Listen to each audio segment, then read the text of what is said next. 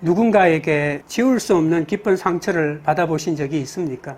눈을 감아도 그날의 기억이 살이 되어 도달하고 내가 뱉었던 독설과 시린 행동들이 심장을 사정없이 찌르는 것 같은 고통은 좀처럼 사라지지 않습니다.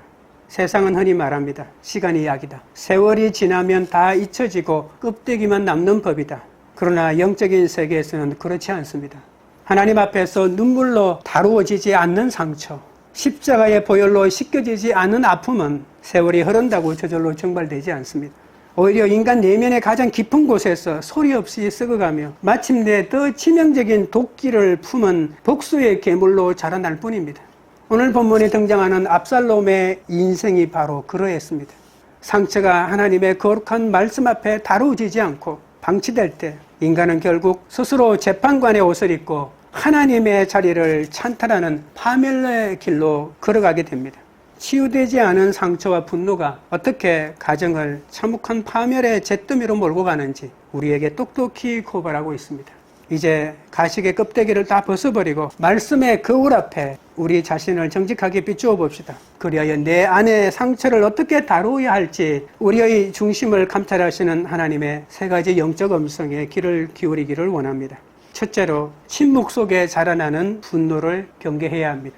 23절부터 24절입니다. 만 2년 후에 에브라임 곁 바알 하솔에서 압살롬이 양털을 깎는 일이 있음에 압살롬이 왕의 모든 아들을 청하고 압살롬이 왕께 나아가 말하되 이제 종에게 양털 깎는 일이 있사오니 청하건대 왕은 신하들을 데리시고 당신의 종과 함께 갔사이다 하니 친누이 다말이 이복형 암논에게 처참하게 짓밟혔을 때 아버지 다윗 왕은 그저 분노만 했을 뿐 그 어떤 공의로운 조치도 취하지 않았습니다. 국가의 법도 아비의 책임도 다 무너져 내린 것입니다. 억울함과 수치심에 찢겨 울부짖는 누이를 품에 안고 압살롬은 무려 2년 730일이라는 긴 세월을 침묵했습니다. 사람들은 흔히 세월이 여름에 아픔도 잊혀지게 마련이라고 무책임하게 말합니다. 그러나 그 시린 아픔을 무려 730일 동안 압살롬의 심장 가장 깊은 곳에서 소리 없는 부패가 일어난 것입니다.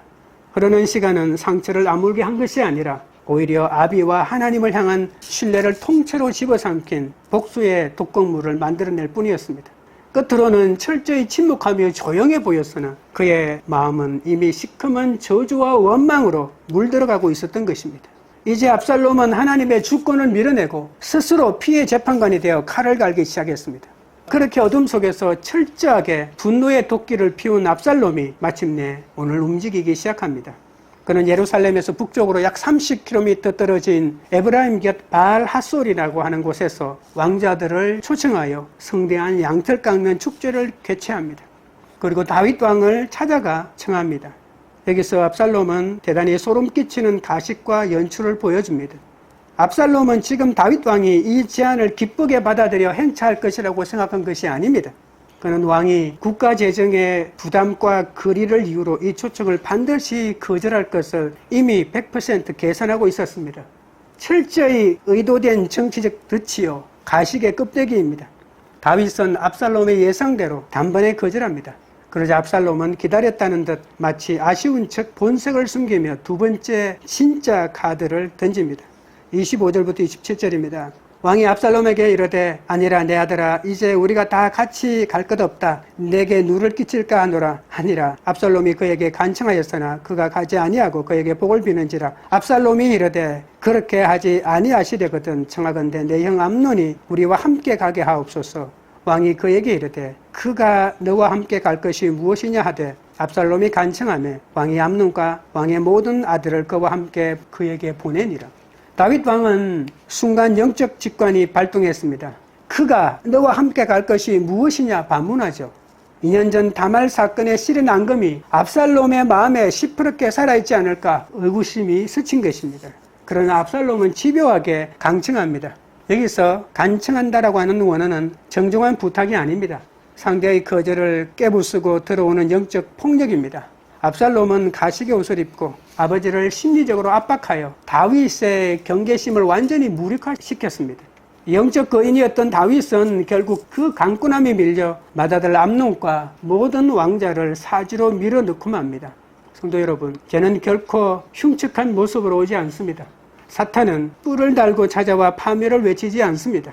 언제나 가장 합리적인 명분, 가장 거룩해 보이는 거칠에 있는 양털깎이 축제의 옷을 입고 찾아옵니다. 형제간의 화합이라는 간판을 걸고 슬그머니 우리 중심을 파고듭니다. 오늘 우리는 어떻습니까? 거룩한 눈빛으로 사랑한다 인사하지만 마음 중심에는 누군가를 향한 시린 칼날을 갈고 있지는 않습니까? 가식의 껍데기를 쓰고 다 용서했다 말하지만 내게 상처 준 사람이 무너지기를 은근히 바라는 소름 끼치는 압살롬의 침묵이 내 안에 도사리고 있지는 않습니까? 치유되지 않은 상처를 십자가 앞에 다루지 않고 방치할 때 우리는 마음에서 스스로 지옥의 불을 지피고 있습니다. 하나님의 주권을 신뢰하지 않고 스스로 재판관의 옷을 입는 것이죠. 상처받은 피해자가 제 손으로 공의를 집행하겠다고 나설 때 인간은 세상에서 가장 잔인한 가해자로 돌발합니다. 압살롬은 정의로운 명분을 내걸었지만 그 가식의 껍데기 아래에는 하나님의 자리를 찬탈할 무서운 교만과 도끼만 가득했습니다. 내 상처가 아무리 정당할지라도 내 손으로 직접 복수의 칼을 쥐는 순간 우리 역시 압살롬처럼 의로운 괴물이 될 뿐입니다. 이 치밀한 가식은 내 가정과 공동체를 일시에 폭발시키는 영적 시한폭탄입니다. 거짓된 침묵과 정중함으로 내 안에 도끼를 감추지 마십시오. 사람은 껍데기만 보기에 속일 수 있을지 모릅니다. 그러나 우리 하나님은 외모를 보지 않으시고 인간의 가장 깊은 중심만을 남김없이 꿰뚫어 보십니다. 불꽃 같은 눈으로 우리의 심폐를 감찰하시는 하나님의 눈은 결코 속일 수 없음을 엄중하게 깨달으시기 바랍니다. 둘째로 방광과 공의의 부재는 죄를 키웁니다. 28절부터 29절입니다. 압살롬이 이미 그의 종들에게 명령하여 이르기를 너희는 이제 암논의 마음이 술로 즐거워할 때를 자세히 보다가 내가 너희에게 암논을 치라 하거든 그를 죽이라. 두려워하지 말라. 내가 너희에게 명령한 것이 아니냐. 너희는 담대히 용기를 내라 한지라. 압살롬의 종들이 압살롬의 명령대로 암논에게 행하매 왕의 모든 아들들이 일어나 각기 노새를 타고 도망하니라. 다윗의 허락을 받아낸 압살롬은 양털 깎는 잔치에서 마침내 처형 명령을 내립니다. 압살롬은 그의 부하들에게 내가 명령한 것이니 담대히 용기를 내라고 소리치죠. 이 짧은 명령에는 소름 끼치는 영적 월권과 오만이 도사리고 있습니다. 내가 명령한다는 주권자이신 하나님의 권위와 하나님이 세우신 다윗 왕의 통치권을 정면으로 부정하는 선포죠. 이제 이스라엘의 진짜 재판관은 왕이 아니라 상처와 분노로 독이 오른 자신이라고 선포하는 것입니다. 왕궁의 공의가 마비된 틈을 타 감행된 이 사사로운 피해 심판 앞에서 암논은 비참하게 살해당하고 맙니다. 그렇다면 똑똑히 보십시오. 누가 암논을 죽였습니까? 복수심에 눈이 멀어 칼을 휘두른 압살롬입니까? 끝으로 보면 맞습니다. 그는 살인자입니다. 그러나 이 피비린내 나는 비극의 배후를 영적인 눈으로 추적해 들어가면 그곳에는 칼을 들지 않은 또 한 명의 진짜 가해자가 숨어 있습니다. 바로 다윗 왕입니다. 이 가문의 파멸을 가져온 숨겨진 원인은 다윗 왕의 철저한 방임과 공의의 부재였습니다. 성경이 정언하는 다윗이 누구입니까? 골리앗을 무너뜨린 용사요 이스라엘의 위대한 왕이며 하나님의 마음에 합한 자라고 인정받았던 영적 거인 아닙니까? 그런 다윗이 왜 자기 자녀들의 문제 앞에서는 이토록 무기력하게 방관만 하고 있었을까요? 자녀들을 향한 사랑이 너무 깊어서 그들을 차마 징계할 수 없었던 아버지의 애틋한 마음이었습니까? 성경은 결코 그렇게 아름답게 말하지 않습니다. 이것은 사랑이 아닙니다. 자신의 죄로 인해 영적 권위와 분별력을 송두리째 상실해버린 영적 리더십의 파산이요 비겁한 도망이라고 말합니다. 우리는 이 비극의 뿌리를 깨닫기 위해 사무엘하 12장으로 거슬러 올라가야 합니다. 다윗이 밧세바를 범하고 우리아를 은밀하게 살해했을 때 나단 선지자를 통해 하나님은 소름 끼치는 심판을 선언하셨습니다. 내가 나를 업신여기고 햇사람 우리아의 아내를 빼앗아 내 아내로 삼았은즉 칼이 내 집에서 영원토록 떠나지 아니하리라. 지금 바알하솔에서 울려 퍼지는 암논의 비명과 압살롬의 칼소리는 다윗이 과거에 은밀하게 심었던 그 죄의 씨앗이 자라나 그의 가문에서 그대로 재현되고 있는 피의 열매였습니다. 다윗이 왜 2년 전 다말 사건이 터졌을 때 분노만 하고 아무런 법적 조치를 하지 못했을까요? 왜 압살롬이 집요하게 암논을 데려가겠다고 강청할 때 그 속셈을 알아채지 못하고 사지로 큰아들을 밀어 넣었겠습니까? 그것은 암논이 저지른 간음과 음모 속에서 과거 밧세바를 범하고 살인을 모의했던 자신의 추악한 죄의 실루엣이 똑같이 겹쳐 보였기 때문입니다. 자식을 징계하려고 공의의 칼을 뽑으려 하니 그 공의의 칼날이 먼저 자신의 가슴을 찌르는 것입니다. 너는 더한 죄를 짓고도 왕의 자리에 앉아있지 않느냐라는 사탄의 정죄와 죄책감이 그의 영적 손발을 묶어버렸습니다. 죄를 은폐했던 다윗의 과거가 자녀들의 죄를 방조하는 무능함으로 이어졌습니다. 스스로 영적으로 파산해버리니 가정이 무너지고 자녀들이 서로를 죽이는 영적 지옥이 되었는데도 손을 쓸 수가 없었습니다. 다윗의 침묵은 관용이 아니라 자녀들을 죄의 구렁텅이로 밀어넣은 가장 잔인한 영적 방조였습니다. 공의를 버린 그 비겁함이 결국 죄를 괴물로 키워낸 것입니다. 기억하십시오. 고통스러운 진실을 마주하기 무서워서 문제를 덮어두는 리더의 영적 게으름은 악이 마음껏 춤출 수 있는 가장 좋은 마당을 빌려주는 꼴이 됩니다. 오늘날 많은 성도가 나는 직접 남에게 상처 주지 않았고 직접 죄를 짓지 않았으니 하나님 앞에 깨끗하다고 얄팍하게 안심합니다. 그러나 다윗을 보십시오. 다윗은 이번 살인사건에서 직접 칼을 들지 않았습니다. 압살롬처럼 음모를 꾸미지도 않았습니다. 그러나 마땅히 왕으로서 이스라엘의 법을 세우고 아비로서 자식의 영혼을 말씀과 공의로 다스려야 할 책임을 내팽개쳤습니다. 문제를 직면하는 것이 두렵고 내 죄책감이 부끄럽다는 이유로 방임한 결과 그의 가정은 세상에서 가장 참혹한 골육 상정의 전쟁터가 되고 말았습니다. 직접 짓는 죄만 무서운 것이 아닙니다. 마땅히 행해야 할 공의를 행하지 않고 방관하는 것 역시 공동체를 무너뜨리는 치명적인 범죄입니다. 오늘 여러분의 가정과 삶은 안전합니까? 리더의 영적 게으름과 부모의 영적 무감각은 악이 활동할 수 있는 가장 최정의 토양을 제공한다고 했습니다. 가정 안에, 작은 공동체 안에 분명히 갈등이 존재하고 상처가 골마가고 있음에도 직면하기 무섭고 귀찮다는 이유로 시간이 지나면 알아서 해결되겠지라며 구렁이 담 넘어가듯 문제를 덮어두고 방관하지는 않습니까? 자녀들의 영혼 속에 분노가 자라고 마음이 독버섯처럼 피어나 영혼이 썩어가고 있는데도 그저 좋은 대학 가고 세상에서 성공하고 돈 많이 버는 것에만 눈이 멀어 그들의 영적 상태를 철저히 방관하면 어떻게 되겠습니까? 내가 하나님 앞에 철저히 회개하여 끊어내지 않는 죄, 하나님의 말씀과 공의로 지혜롭게 직면하지 않고 덮어두었던 바로 그 방관의 자리가 반드시 부메랑이 되고 날카로운 칼날이 되어 내 가슴을 찌르게 됨을 기억하시기 바랍니다. 셋째로 복수는 하나님의 것으로 용서로 끊어내야 합니다. 30절부터 33절입니다. 그들이 길에 있을 때에 압살롬이 왕의 모든 아들들을 죽이고 하나도 남기지 아니하였다는 소문이 다윗에게 이르매 왕이 곧 일어나서 자기의 옷을 찢고 땅에 들어눕고 그의 신하들도 다 옷을 찢고 모셔 선지라. 다윗의 형 시므아의 아들 요나답이 아뢰어 이르되 내 주여 젊은 왕자들이 다 죽임을 당한 줄로 생각하지 마옵소서. 오직 암논만 죽었으리이다. 그가 압살롬의 누이 다말을 욕되게 한 날부터 압살롬이 결심한 것이니이다. 그러하온즉 내 주 왕이여 왕자들이 다 죽은 줄로 생각하며 상심하지 마옵소서. 오직 암논만 죽었으리이다 하니라. 바알하솔에서 피바람이 불자 예루살렘 왕궁에는 압살롬의 왕의 아들들을 다 죽이고 한 사람도 남기지 않았다는 절망적인 소문이 먼저 당도합니다. 이 소식을 들은 다윗은 깊은 절망 속에서 벌떡 일어나 옷을 찢고 땅에 엎드립니다. 곁에 있던 신하들도 다 제 옷을 찢으며 슬퍼합니다. 왕궁 전체가 통곡과 절망의 도가니에 빠진 바로 그 순간 역사상 가장 기괴하고 냉혹한 인간이 다시 무대 위로 흘러나옵니다. 다윗의 조카 요나답입니다. 요나답이 누구입니까? 2년 전 암논이 제 정욕을 이기지 못해 병이 났을 때 어떻게 누이를 짓밟고 성범죄를 저지를 수 있는지 그 악한 꾀를 가르쳐 주었던 장본인입니다. 그런 자가 지금 아무런 애통함도 형제를 잃은 눈물도 없이 오직 자신의 이익만을 계산하며 입을 엽니다. 그는 전령이 도착하기도 전에 상황을 완벽하게 간파하고 있었습니다.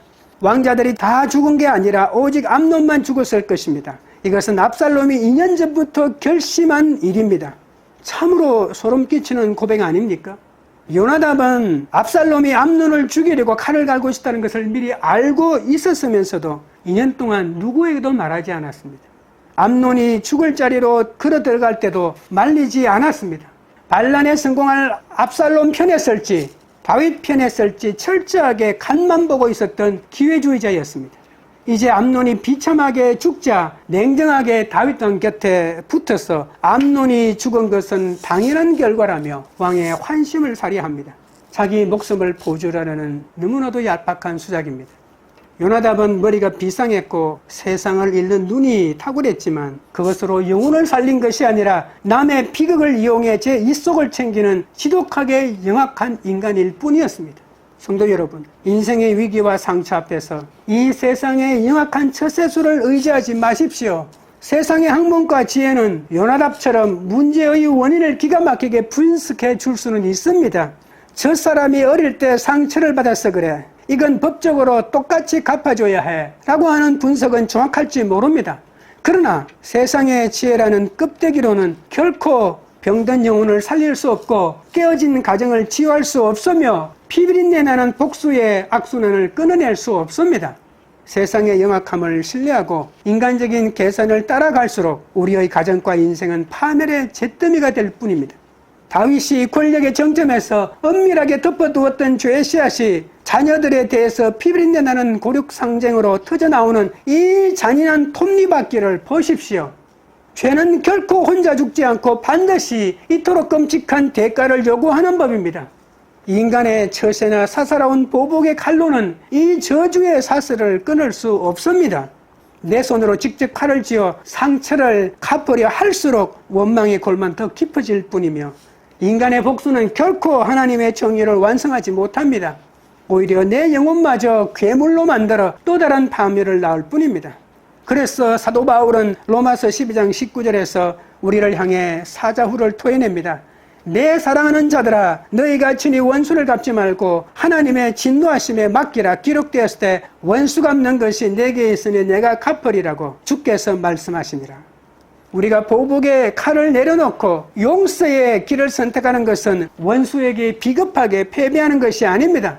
모든 것을 완벽하게 공의로 심판하실 하나님의 절대 주권을 내 삶으로 인정하는 가장 위대한 믿음의 고백입니다. 바로 이 피비린내 나는 인간 역사의 악순환을 완벽하게 끊어내기 위해 이 땅에 오신 단 한 분이 계십니다. 바로 우리 주 예수 그리스도이십니다. 예수님은 아무런 죄가 없으셨지만 인간들이 던진 억울함과 수치, 채찍과 배신의 상처를 온몸으로 다 당하셨습니다. 예수님은 다말보다 더 처참하게 벌거벗겨지셨고 압살롬보다 더 깊은 배신의 아픔을 겪었었습니다. 그러나 우리 주님은 복수의 칼을 갈지 않으셨고 요나답처럼 영악하게 계산하지 않으셨습니다.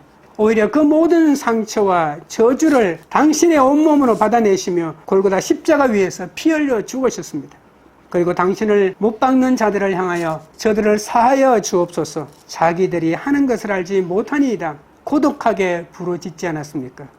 인간의 힘으로 결코 끊을 수 없었던 그 복수의 고리를 예수님은 친히 십자가의 대속의 피와 용서로 완전히 끊어내셨습니다. 성도 여러분, 괜찮은 척 껍데기를 쓰고 속으로 마음에 미움의 칼을 갈지 마십시오. 부끄러운 죄책감 때문에 가정을 방관하지 마십시오. 세상의 영악함으로 요나답처럼 계산하지 마십시오. 오직 모든 판단을 공의로우신 하나님께 맡겨드리고 십자가의 용서로 내 안의 모든 악순환을 끊어내는 참된 마음을 가진 거룩한 주의 백성들이 되기를 바랍니다. 말씀을 맺겠습니다. 오늘 성령께서 가식의 껍데기를 짚고 우리의 중심을 향해 던지시는 세 가지 질문 앞에 직면하시기 바랍니다. 정중함이라는 가면 뒤에 분노의 도끼를 그대로 방치하고 있지는 않습니까? 시간이 지나면 해결되겠지 하며 내 가정과 자녀의 영혼이 골마 터지는 것을 무책임하게 방관하고 있지는 않습니까? 나에게 상처 준 이들을 향해 여전히 내 힘으로 보복의 칼날을 쥐고 있지는 않습니까? 인간의 영악한 계산과 사사로운 보복은 결코 정의를 이루지 못합니다. 내가 말씀으로 직면하지 않고 숨겨두었던 바로 그 방관의 자리가 결국 날카로운 칼날이 되어 내 가슴을 찌르게 됨을 뼈아프게 깨달아야 합니다. 그러므로 이제 결단하십시오. 내 손에 쥔 보복의 칼을 미련 없이 내려놓으십시오. 가장 정확하게 심판하실 하나님의 절대 주권을 신뢰하며 모든 것을 주께 맡겨드리십시오.